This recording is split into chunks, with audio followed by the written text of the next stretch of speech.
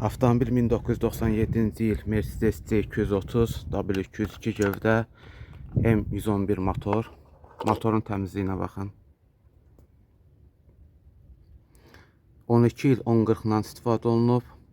Daha sonra isə son 2 il ərzində 540-a keçib motor. Bunu nəyə görə göstərdim sizə? Birinci, avtomobildən anlayışınız yoxdur. İkinci əl avtomobil almaq istəyirsiniz. Çirkli motorun içi necə olur, təmiz motorun içi necə olur, onu müqayisə eləyə biləsiniz.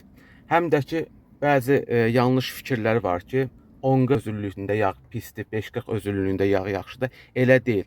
İstehsalçı nə tövsiyə eləyibsə, nə tələb edirsə, o yağı, o viskozitəli yağı, o standartlı yağı tökülməlidir. Və yağ dəyişən servis də hər bir avtomobilə fərdi şəkildə yanaşılmalıdır. Bax, misal, ikisi də eyni marka, eyni model, eyni motor. İkisinə də istehsalçı 10W40 və yaxud da ki 5W40 MB229.1 kodu ilə yağ tövsiyə eləyir. Orada sən 10W40-dan da istifadə edə bilərsən, 5W40-dan da istifadə edə bilərsən. Amma burada bir nüans var ki, avtomobilin keçmişdə hansı viskozitəli yağ və hansı keyfiyyətdə yağ tökülüb, bir də motorun içərisi nə vəziyyətdə olduğu müəyyənləşməlidir ki, 1040-dan 540-a keçə bilərsənmi, yoxsa yoxmu, orada aydınlaşır.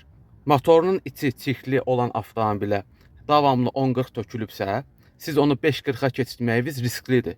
Çünki 540 daha duru yağdır. 540 özüllüyündəki yağ isə böyük ehtimalla yuyuculuğu yüksək olduğuna görə çirkli motorun içərisini yuyub, yağ nasosunu tutacaq, müəyyən yerləri təmizləyəcək.